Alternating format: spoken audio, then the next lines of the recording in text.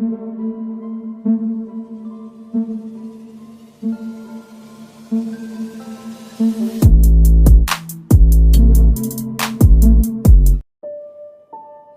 दोस्तों, scary story official में आप सबका स्वागत है।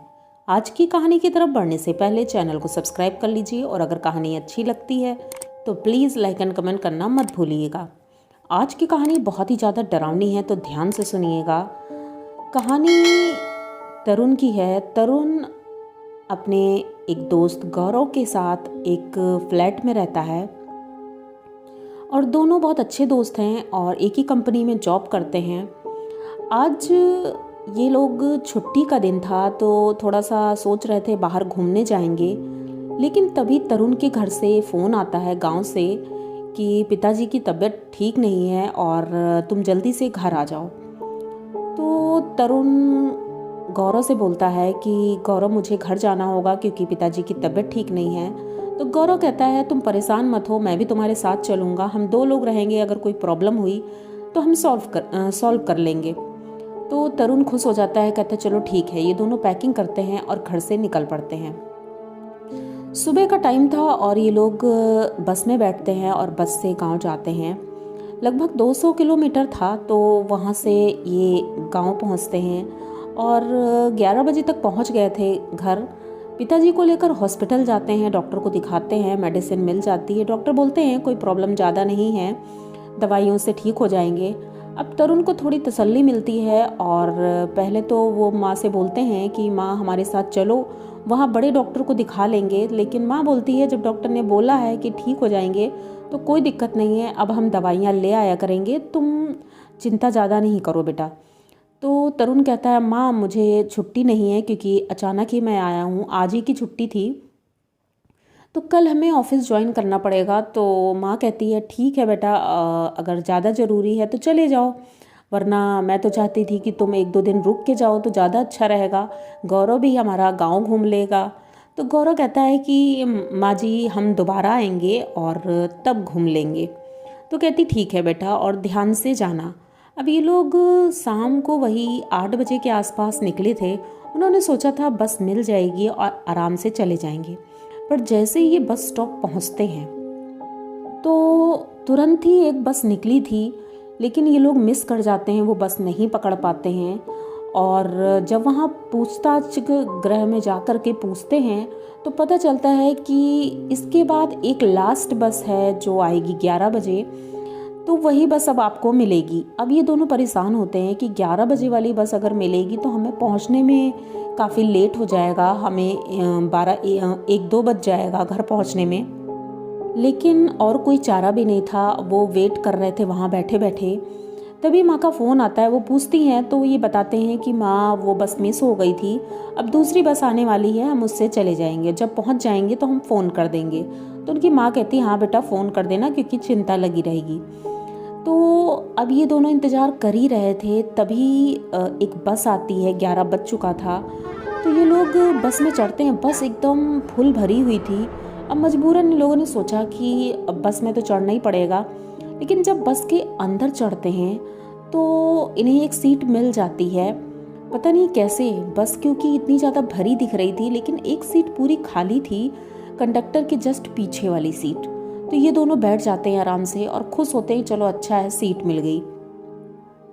अब सीट मिल गई थी, रात का समय भी था, तो इन्होंने सोचा कि चलो एक एक झपकी मार लेते हैं क्योंकि नींद आ रही थी, खाना भी खा लिया था घर से तो अब नींद आ रही है।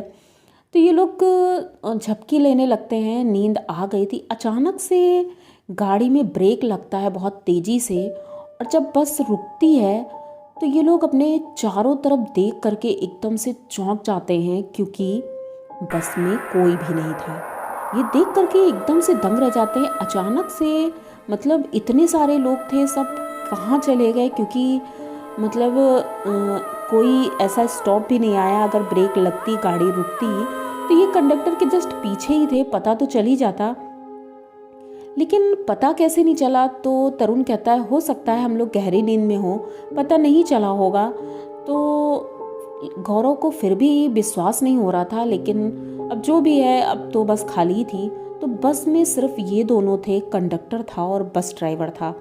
ये बस चला रहे थे और कंडक्टर इनसे कोई बात नहीं कर रहा था। टिकट काट चुके थे और ये दोनों अब बैठे हुए थे, इंतज़ार कर रहे थे कि अब बस कब चलेगी, क्योंकि बस रुकी थी, काफ़ी देर हो गए थे। तो इन्होंने कंडक्टर से पूछा कि क्या बात है भाई, बस क्यों नहीं चल रही है।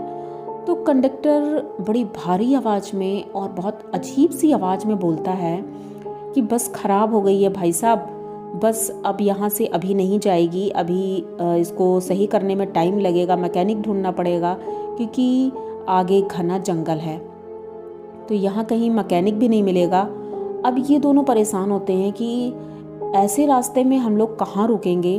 तो ये लोग बस से उतरने लगते हैं कि देखते हैं शायद पीछे से कोई बस आ रही हो या कोई भी कन्विंस मिलेगा तो हम चले जाएंगे आगे। तो कंडक्टर तुरंत बोल पड़ता है, ये लोग बस उतरने ही वाले थे, तो वो बोलता है कि अरे भाई साहब, इस बस से नीचे मत उतरना। तो वो पीछे पलटता है, गौरव पूछता है क्यों, क्या हुआ।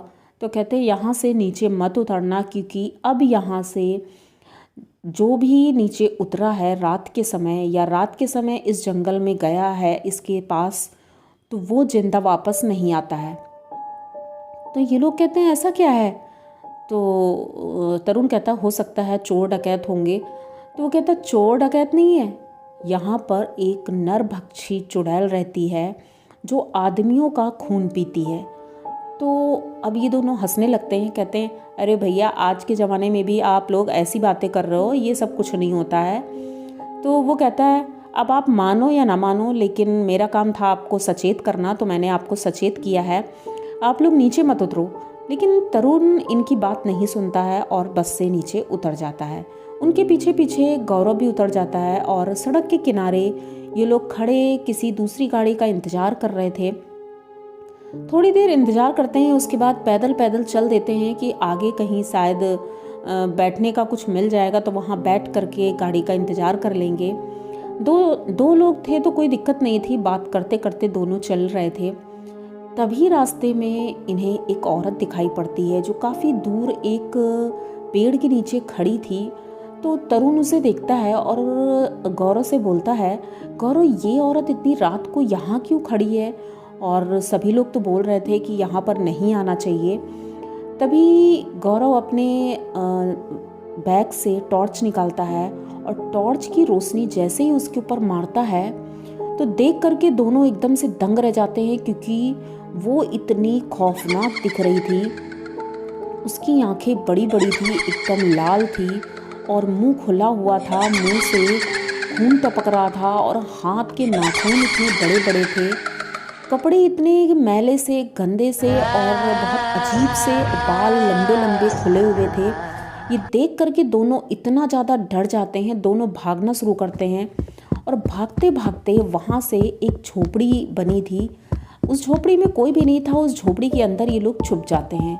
अब ये लोग बड़ी लंबी लंबी सांसें ले रहे थे और सोच रहे थे कि अब तो हम जिंदा नहीं बचेंगे। लेकिन तभी एक हाथ आता है इस झोपड़ी के अंदर से और गौरव को पकड़कर खींच ले जाता है। गौरव चीखता रहता है और तरुण उसको पकड़ के खींचने लगता है, लेकिन वो खींच नहीं पाता है क्योंकि बाहर जो शक्ति थी वो बहुत तेजी से खींच रही थी। जब तक तरुण बाहर निकल पाता तब तक उसने देखा कि गौरव मर चुका था और वो बैठकर उसका खून पी रही थी। ये देख करके तरुण डर जाता है बहुत ज़्यादा। तरुण वहाँ से भागना शुरू करता है और भागते भागते वो इतना ज़्यादा थक चुका था कि उसका पसीना मतलब ऐसे बह रहा था जैसे उसने नहाया हो। वो सांस लेने लगता है एक जगह रुक करके। तभी अचानक से उसे एक आवाज़ आती है हंसने की। कोई हंस रहा था बहुत तेज़ी से और ये चारों तरफ देखता है, इसे कोई दिखता नहीं है। तो फिर से ये भागना शुरू करता है और तभी हवा की तेज रफ्तार से कोई इसके बगल से निकल कर जाता है और इसके ठीक सामने खड़ा हो जाता है। वो कोई और नहीं, वही औरत थी और वो एक चुड़ैल थी जो कि बहुत ही खौफनाक थी। अब तरुण समझ चुका था कि जब उसने गौरव को मार दिया है तो वो मुझे भी नहीं छोड़ेगी। ये अब कोशिश कर रहा था, इधर उधर देख रहा था। तभी कुछ शोर सुनाई देता है कि कुछ लोग आ रहे हैं और ये पास के गांव के लोग ही थे। इन्होंने देख लिया था कि कुछ आवाज़ें आ रही हैं तो गांव के जो पास के लोग थे वो मसाले ले करके इनकी तरफ बढ़ रहे थे। जैसे ही उस चुड़ैल ने देखा कि गांव के लोग आ रहे हैं तो वो एकदम से गायब हो जाती है और ये गांव की तरफ भागने लगता है। गांव वाले इसे संभालते हैं और पूछते हैं, बेटा तुम कहाँ से आए हो, कहाँ जा रहे हो, क्या हुआ है? तो ये पूरी बात बताता है कि मेरा दोस्त मर चुका है और आप लोग मुझे बचा लो, क्योंकि मैं मरना नहीं चाहता हूँ। मैं अपने माँ बाप का इकलौता बेटा हूँ, अगर मुझे कुछ हो गया तो मेरे बीमार पिताजी का क्या होगा? तो वो लोग कहते हैं, बेटा तुम चिंता नहीं करो और हम लोग हैं तुम्हारे साथ। तो वो उनके साथ चलने लगता है। तभी एक तेज हवा आती है और सबकी मसाले बुझ जाती हैं। अब सभी लोग डरने लगते हैं। सबके डर की वजह से हालत ख़राब हो जाती है, सब इधर उधर भागने लगते हैं। तरुण एक पेड़ के पीछे छिप जाता है और उस पेड़ के ऊपर धीरे धीरे चढ़ने की कोशिश कर रहा था। तभी अचानक से पेड़ के ऊपर से एक हाथ आता है, वो तरुण को इतनी तेजी से ऊपर खींचता है और तरुण ऊपर पेड़ के जाता है। इसके बाद गांव वाले इसे ढूंढ रहे थे, आवाज़ दे रहे थे कि बेटा तुम कहाँ हो, कहाँ हो? तरुण आवाज़ भी नहीं दे पा रहा था क्योंकि उस चुड़ैल ने तरुण का गला पकड़ लिया था। किसी को वो दिख नहीं रही थी क्योंकि गांव के लोगों को वो ऐसे सबको नहीं दिखते हैं। ये चीज़ें जिसको मारना होता है सिर्फ उसी को दिखते हैं। तो तरुण हाथ से इशारा कर रहा था, लेकिन सब लोग तरुण को तो देख पा रहे थे पेड़ के ऊपर, लेकिन वो चुड़ैल को नहीं देख पा रहे थे।